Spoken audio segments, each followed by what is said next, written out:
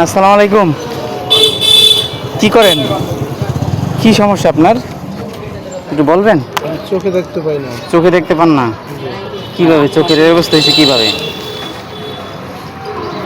Typhoid ধরেছিল ভাই। হ্যাঁ, টাইফয়েড ধরেছিল চোখে। টাইফয়েড জ্বর হইয়া চোখ নষ্ট হয়ে গেছে। চিকিৎসা করার নাই পরে?